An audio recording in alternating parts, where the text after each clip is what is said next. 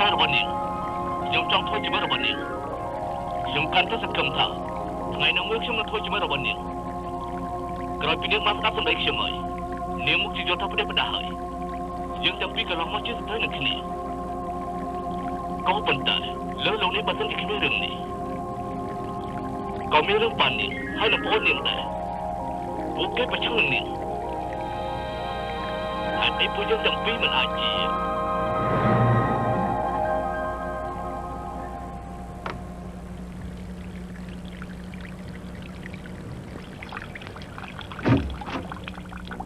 ហើយអ្នកនាងឆៃ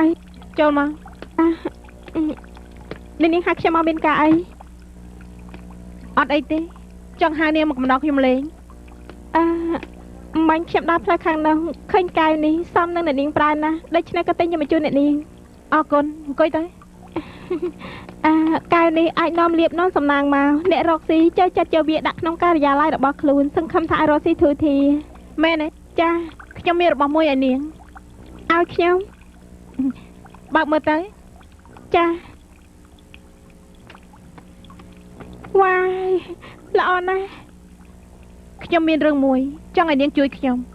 អ្នកនាងឆៅមានរឿងអីនិយាយមកចាខ្ញុំចង់ឲ្យនាងទៅទទួលកូនស្ដេចហាន់ទូអ្នកនាងមានន័យថា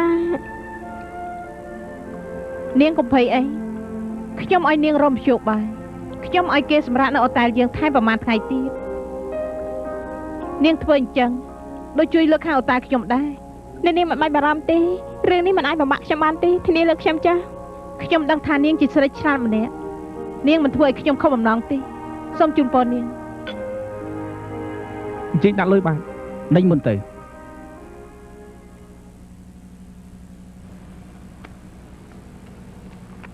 អ្នកនាងឡជួយបើកបេខ្ញុំផងចាវ៉ាហើបំបីទូ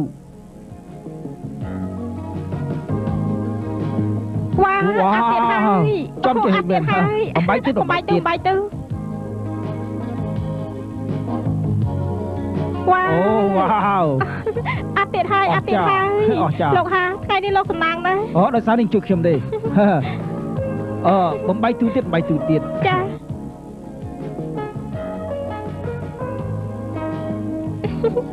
អងអងអង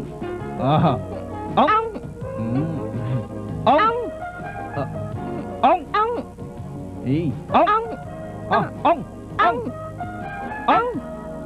អងហើយអាយ៉ា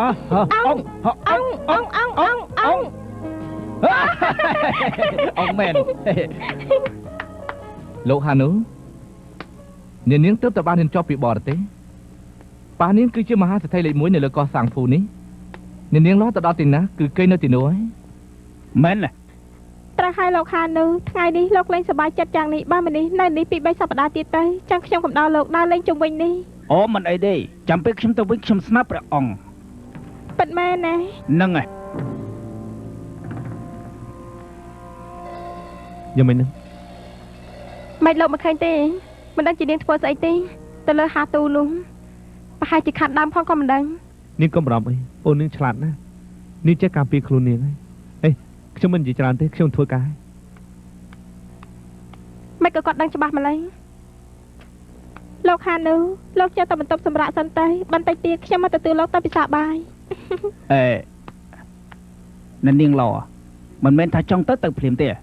អាយ៉ាលោកហានូខ្ញុំក្រែងលោកវិញទេបើមិនយល់តោះទេយើងចូលទៅក្រាបញ៉ាំតែសិនទៅរឿងញ៉ាំតែនោះមិនបាច់ទេខ្ញុំមានសម្លាញ់ម្នាក់ជូនគំនូខ្ញុំមកផ្ទាំងខ្ញុំចង់ឲ្យនាងមើលលោកហានូគំនូរបស់លោកណៃណា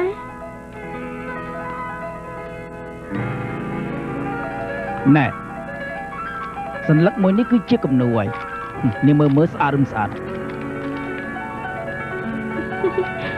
លោកហានូលោកប៉ានិយាយលេងសើចមែន200,000លោកកំថាខ្ញុំមិនដែលឃើញនោះអ្នកនាងឡ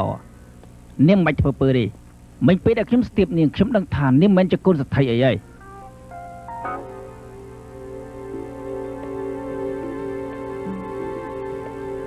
ប៉ុន្តែមិនអីទេដៃនាងក៏រលោងល្អណាស់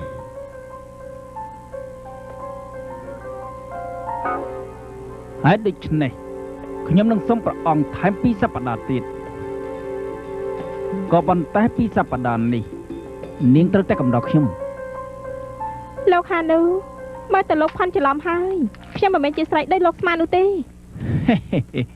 ខ្ញុំមិនខ្វល់ថានាងជាស្រីធនណាទេខ្ញុំគ្រាន់តែដឹងថាឲ្យតែមនុស្សស្រីមិនឆ្លោះជាមួយនឹងលុយទេមែនទេហ៎ ឥឡូវនេះយប់ណាស់ហើយខ្ញុំលាសិនហើយ អេអ្នកនាងឡបើសិនជានាងទៅវិញពេលនេះប្រកាសជាស្ដាយក្រោយមិនខានខ្ញុំឲ្យនាង600,000សូមនាងគិតឲ្យច្បាស់លាស់ទៅអ្នកខ្លះធ្វើការមួយជីវិតមិនងាយរកបានទេ600,000 រំទៅវិញ ខ្ញុំមិនបានហៅអីទេ ចាំខ្ញុំទៅបើកទ្វារ អេទៅกับខ្ញុំខំបានហៅតា អាចគូធ្វើផ្ដាស់ណាប្រយ័ត្នយកអង្គសមលើទេអាចយីមកតាមបងអ្នកបងហ្វាង អ្នកនាងនឹងច្បាស់ត្រឡប់ទេនាងស្ម័គ្រចិត្តទេណាមិនមែនខ្ញុំបង្ខំទេ ខ្ញុំប្រាប់លោកចាស់នាងជាប្អូនស្រីខ្ញុំបើដល់ទៅប៉ះប៉ល់នាងទេកុំថាខ្ញុំមិនគួរសមណាអ្នកបងហ្វាងអ្នកបងផាន់ច្រឡំហើយខ្ញុំក៏ប៉ុន្តែនិយាយពីការងារទេការងារស្លៀកពាក់អញ្ចឹងហ៎